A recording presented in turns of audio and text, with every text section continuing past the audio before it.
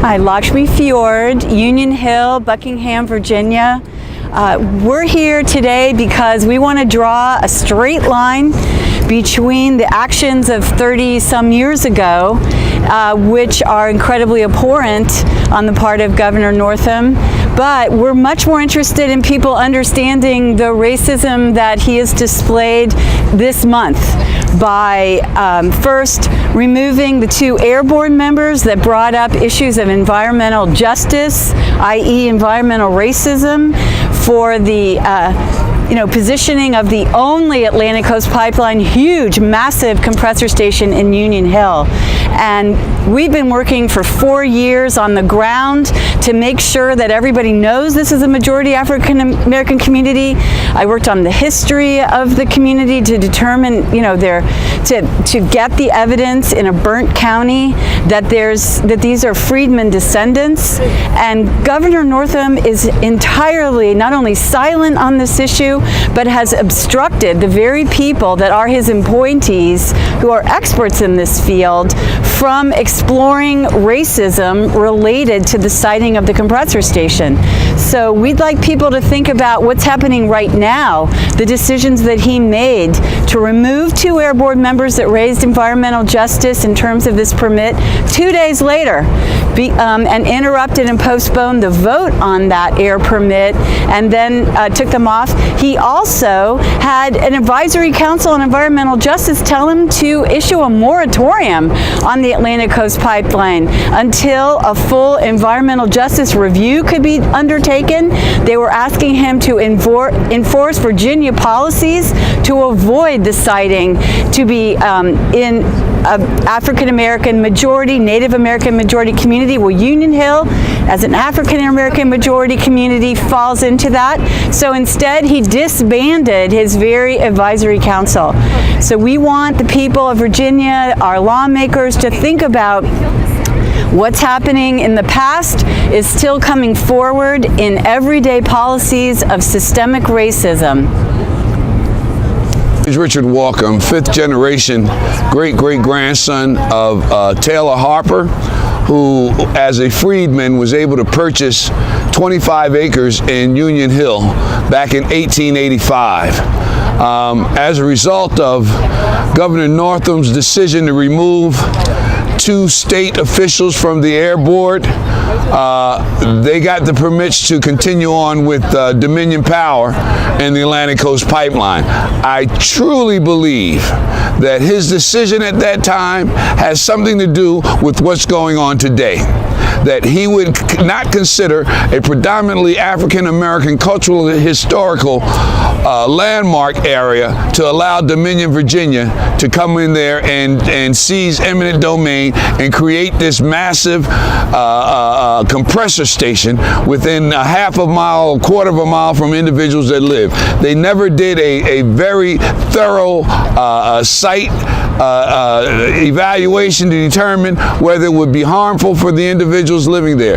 The Department of Environmental Quality, they pretty much lied on their information for the permit, and the governor sanctioned it by removing 2 of the Air Board committee members that were against the pipeline, that were against the air permit. And I truly believe that it is nothing more than a form of environmental racism, as well as taking advantage of poor, underprivileged individuals, primarily of people of color, and have reduced their living standards to almost nil. The property values will since go down if this compressor station, this pipeline comes through. Why did we need another pipeline? You already had the Transco line already coming through Buckingham, Union Hill County. Why would you need another pipeline? This is just greed.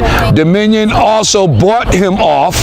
They paid on his campaign, and he continues to get fundraisers through Dominion, and this is a travesty to the Commonwealth of Virginia. This governor, it's time for him to be removed. It's time for him to go. It is reflective of what those pictures displayed, as well as some of his policies since he's been in leadership. At this point in time, there is no reconciliation within that office. He cannot serve as the governor of all people any longer. Thank you. Hi, I'm Sharon Ponton, and I have worked in the Union Hill community for the last 4 years. I'm here today because we've seen the governor's racism before. This is not the first time. And while what he did in Union Hill is probably not as blatant, it's just as much racism towards this community as what he's done that we didn't know about, that we just have seen and heard about. The Union Hill community is an African American community settled by freed slaves, and today it is still a majority African American community, and many of the descendants of those slaves still live there today. What Governor Northam did was put his finger on the scale when he removed Air Board members because they were asking questions about the compressor station site and the environmental justice issue. He dressed as a slaveholding governor for Halloween. When the Governor's Advisory Council did a study and a report and asked the governor to stop all of the pipelines and the compressor station, he dismantled that group rather than take their advice and listen to their research and their studies and their findings. So while the governor has not recently worn blackface or a KKK uniform, he still shows his racism by what he's done to this Union Hill community. And a prime example of what he's done is earlier last year, there was a compressor station to be built in Maryland, across the Potomac River from Mount Vernon. He spoke out against that compressor station, and Dominion moved it. They changed it and found a different site.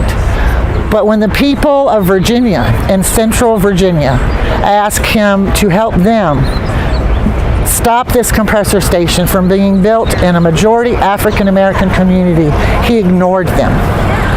That's racism. I'm here today in protest of the governor's picture that I saw in his over the weekend. It was very offensive, and I'm here to protest. Oh my God.